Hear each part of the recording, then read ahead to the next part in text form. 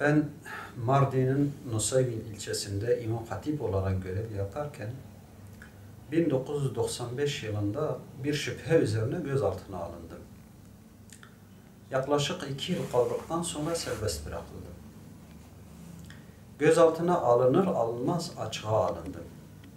Diyanet beni açığa aldı.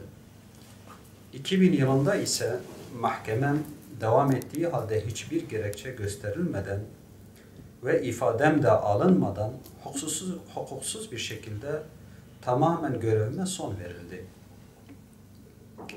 2000 yılında görevime son verildi fakat 2007 veya 2008'de mahkemem sona erdi.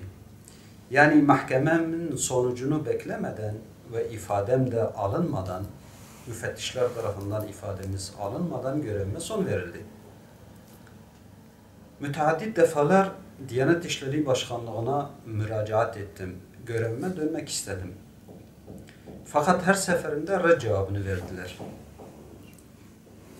En son 28 Şubat mağduru olarak müracaat ettim. Tekrar reddettiler.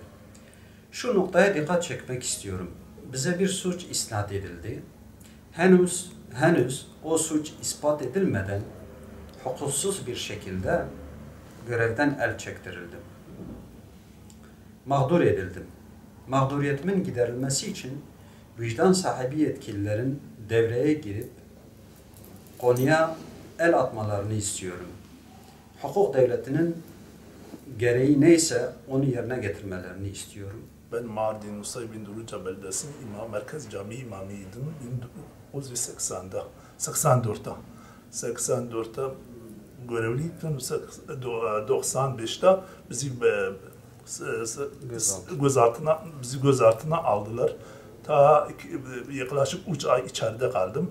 Ondan sonra tahliye oldum. Tahliye olduktan sonra 2000'de Diyanet Müftülük Nusaybin Müftü bizi çağırdı. Görevime son verilmişti merkezde. Sebebini sordum, sebebi bize bildirmediler. DGM'de de beraatımı aldım.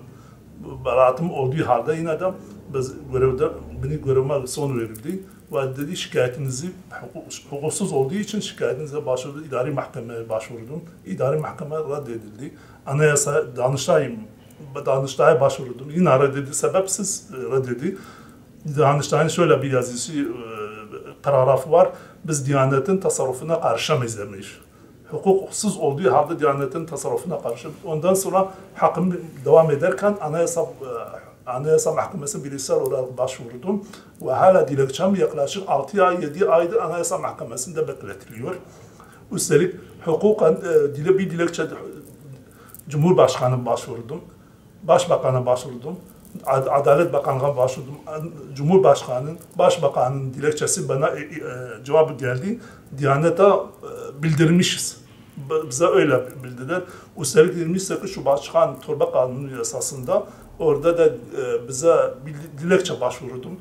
Dilekçemde beraatımı ve sabikamın olmadığını da dilekçe göndererek hala Diyanet'e başvurdu. Diyanet de hala sessizdir, bekletiliyor. Düşünüyoruz, bekletiliyor. Sebepsiz bize bir hukuki bir dayanağı bize bildirmedikleri için mağduruz. Biz mağduriyetimin giderilmesini yetkili mercilerden bunu kale alması benim gibi bazı çok imamları hizmet yaptığı imamları bölgede itibarları olan cemaat tarafından sevilen, sayılan insanların mağdur edilmesi, hukuki dayanağı olmayan bunların giderilmesini yetkililerden bekliyoruz.